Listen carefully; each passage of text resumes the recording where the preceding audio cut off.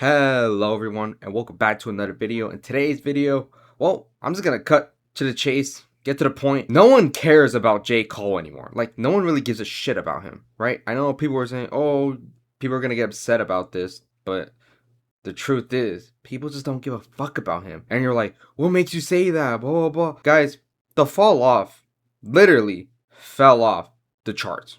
Like that. Not instantaneously, but it has fallen off of the Billboard 200 officially. And you're like, oh, well, that happens all the time for J. Cole albums. No. All right. This album lasted less than a year on the Billboard 200. Guys, this is supposed to be J. Cole's final album, his retirement album, I guess. And it fell off in 18 weeks. This is J. Cole's first ever studio album to chart for less than a year on the Billboard 200. That is not good. And what does that tell you?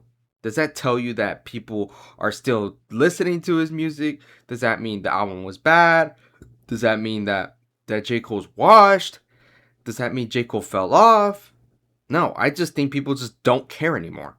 Guys, The Fall Off was a great album. It was a good album. I still listen to it. But the truth is, people just don't care anymore. People moved on, right? And I remember the first week sales for the album came out. And I thought they were like, okay. Like the off season sold more than that. Like first week with less tracks and like no bundle deals. But The Fall Off was barely able to match it. So yeah, The Fall Off sold about 280,000 units its first week. But about 100,000 came from pure sales, from bundle deals of people buying like the actual album itself or whatever it came with it. And I'm just going to be honest with you, those numbers weren't good. Right? I said, how are you going to drop an album with over 20 tracks on an album and only sell that much as J. Cole? You should be easily touching almost 400,000, considering a good chunk came from pure album sales of people buying it. So what happened, right? Because clearly it's not because of the album quality. It's because people just don't care about J. Cole anymore. That's just a fact. People just don't give a shit about him. And I'm going to pinpoint where exactly people stopped giving a fuck about him. And it is the album. And not really a studio album, it's like a mixtape. Might delete later. That is the moment J. Cole probably killed at least 20% of his fan base.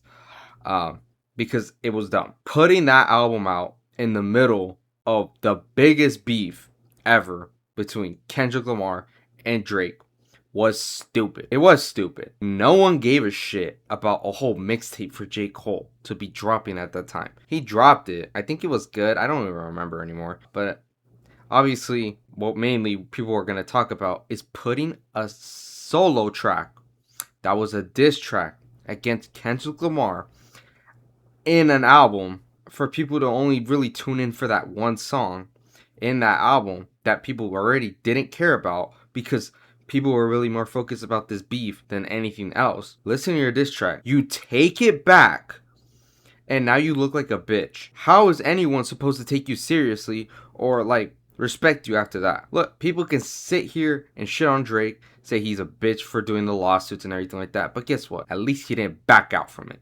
Alright, at least he didn't back out from the tracks or whatever. At least he tried to go toe-to-toe with Kendrick. Alright? You can't say the same for J. Cole. J. Cole was like, you know what? I'm sorry, bro. Peace out. Like a fucking geek. Right? Even Drake dissed him. Well, he didn't really diss him, but he called him out on one of his songs on Iceman, saying like, yeah, you're a friend of me, but I can't believe what you did, and that shit's lame. And so, I mean, it is what it is, because yeah, how are you gonna diss someone and then take it back and then you took down the track like a geek, bro? Like, I'm sorry, J. Cole's a geek for that. He's a geek. He's soft. I don't know what else to say other than that. So yeah, like, people just don't care about J. Cole anymore. And like, another problem is that J. Cole is so formulaic. He just does the same shit every time. Like, yeah, he's gonna put out the best lyrics every single time and talk about the same shit as he usually does. He doesn't try to switch it up ever. And I guess that's fine, because that's not his role. It's not his lane to be trying different sounds. But after a while, it gets pretty boring. But I mean, the album was good. There were some great tracks on there, and I still go back to some of the tracks on there. But at the end of the day, it's J. Cole. Like, people just don't care about J. Cole anymore. Like, nowhere near as much as someone like Kendrick Lamar or Drake. Which brings me to my next point of, like, look at Don Toliver. Do you think Don Toliver is still in the charts in the Billboard 200? He dropped an album a week before The Fall Off dropped. Do you think he's still in the Billboard 200? Yes or no? Yeah, he is. He's like in the top 20 in the Billboard 200 with Octane. Sold over like 130,000 units in his first week, majority coming from streams rather than pure album sales. That is what you call a commercial success. He's still in the charts, and he debuted at number 1 on the Billboard 200. Going number 1 doesn't mean fuck, right? I'm not gonna say everyone and their mama's going number 1, but a lot of these mainstream rappers are like on the threshold to be able to go number 1. So what they do is put bundle deals or add bonus tracks or whatever they had to do to go number 1. A$AP Rocky did it with his album to go number 1. Barely on the cusp to go number 1. And guess where it is? Not on the charts anymore. That's the problem with these rappers these days, is they'll drop some shit, barely crack the number 1, and then they'll fall off the charts within a couple weeks, and then no one cares about it anymore. So yeah, like I don't know what to say other than people just don't care about J. Cole anymore, right? If he drops another album, no one's gonna care. Some people, like obviously his diehard fans will care. He'll probably continuously sell over 100,000 units in his first week if he decides to continue dropping more music. I don't see the point in he should when the album was literally called The Fall Off. I think he said this is his last album. And if he drops another one, then, I mean, so be it. People will still tune in because at the end of the day, it is J. Cole. However, the allure of J. Cole being one of the best pen writers in the game is that, like, you could sit here and be like, oh, I'm the best writer ever. Oh, I can do this. No one's doing it like me. Blah, blah. I'm at the top.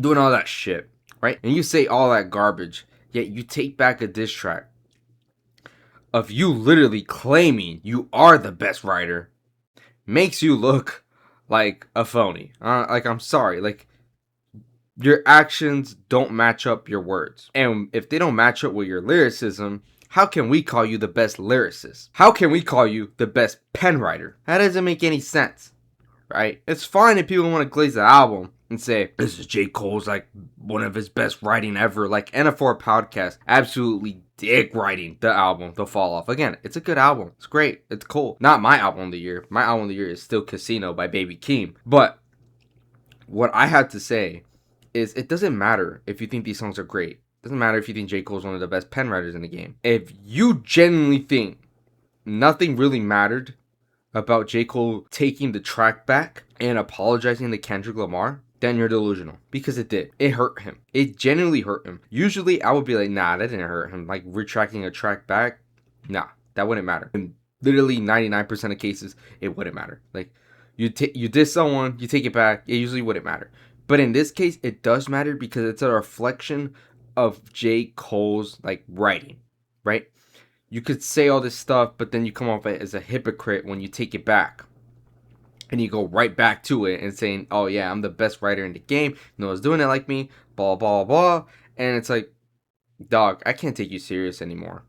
No one can. How is anyone supposed to take anyone serious when they claim one thing and then do the complete opposite? It's a joke. Like, I truly believe that is easily the worst moment in J. Cole's career. I still can't believe that he decided to even hop in the diss tracks because no one gave a shit about him. Like, Kendrick barely referenced him on Like That, and J. Cole just felt like the obligation to do something about it. I don't know why. Maybe because he was on the same song with Drake on First Person Shooter, and he decided, hey, let me respond. And then even though he did respond on an album that didn't need to drop because no one cared about it anyways, and it didn't even perform that well over time. It fell off the charts anyways within like 11, 12 weeks. And so it's just like, what was the thought process behind all that? Because in my opinion, dropping Might Delete Later and having that diss track there and then taking it back, apologizing, is what killed maybe 20 to 30% of J. Cole's fan base. I truly believe that. Usually I wouldn't say shit like that because that'd be crazy to say that. But for J. Cole, it applies to him like a lot. Especially when you're over here claiming you are the best pen writer. It's gonna hurt you when it looks like you clearly can't back it up. And you just retract it and you just say, sorry, take your white flag, wave it, and dip. And then drop your final album as if it never happened. People are going to look at you different. And people are simply just not going to take you seriously. Leaving the people to just not care. And that is why The Fall Off didn't do great. It didn't do as good as it should have. And that's a shame.